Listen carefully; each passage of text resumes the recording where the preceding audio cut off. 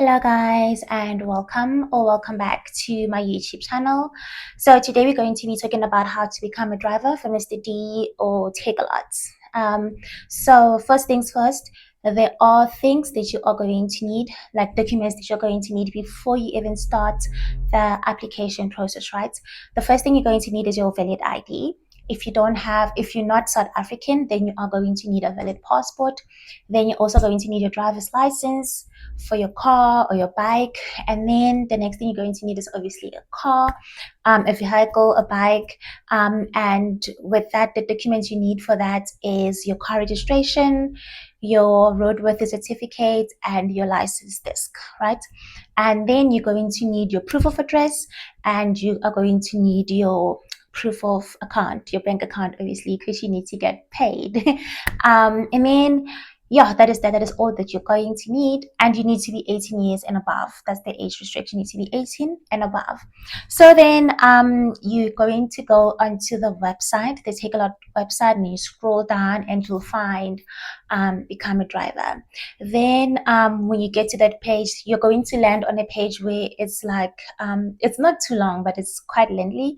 You're going to fill in all of your details, and then there's also going to be a section where you need to upload all of these documents. So this is why you need to have the document before you apply. You're going to have to upload pictures of your car, pictures of your license disc, registration, all of those things, and you need to make sure that those documents are certified, right? And then when you are done with that, your application goes through and you will immediately receive an email to say, we received your registration, we received your application, and we'll get back to you. We'll be in touch and all that. So how long you wait, I think depends on the area that you are in or the availability of spaces at a branch near you, for example, at a hub near you. Because for me, I've applied 3 times, right?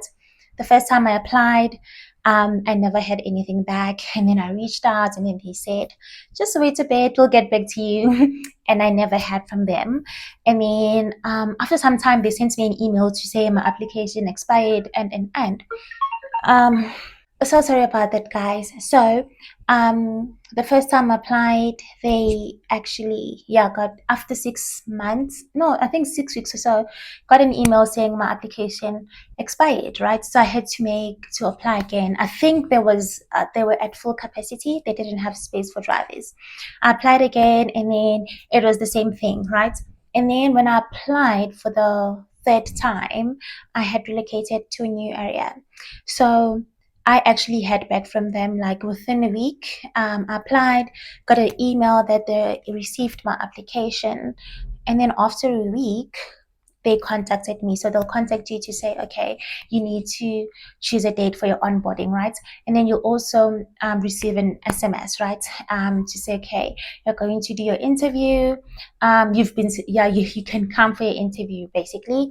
And in the SMS, there's a link you have to click on, and then you'll choose a time that is suitable for you, a date and time that's suitable for you. And then on the day of the onboarding interview, it's actually not an interview, because I get people asking me, oh, what question did I ask at the interview? It's actually not really an interview. It's an onboarding session. And what happens is they just load you onto the system. So when you go for your interview, you have to go again with all of your documents. Sorry, there's an ambulance passing, I think, or police cars. Sorry about that. If there is loud, you have to go there, and then when you get there, they'll load you onto the system. After loading you onto the system, like upload your documents and whatnot, you are going to sign a contract, and then you are going to have to pay. I paid, I can't remember, to be honest with you, but it was I think 100 rands for my reflector jacket. We buy our uniform, you don't get it for free, unfortunately. Paid for my reflector jacket, and I also paid for my criminal clearance, my criminal record thingy. So you have to pay for that. It was like 70 rands.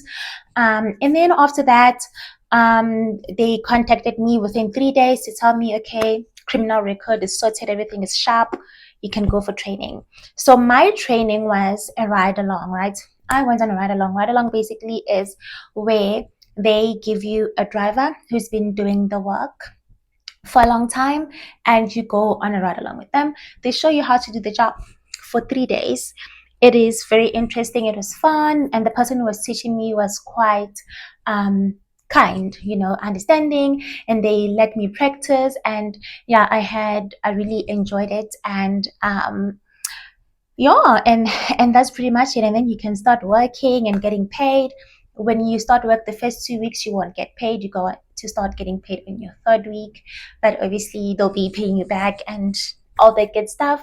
I don't know if it's the process is different for different branches, but that was the process with me. It can be disheartening if you apply to a branch that's full, because you're going to feel like, oh, it's taking forever. Can't be, the branch is full and you don't even know. And then you end up you end up not getting any communication and things like that, especially if you don't follow up. Because I followed up, they told me, yeah, this is happening, just wait. Or we don't have space for you and things like that before. But yeah, that's pretty much it. I will put the link in the comments section for you guys so you're able to apply if you want to. That is that. Thank you for watching. I will see you in my next one. Mwah.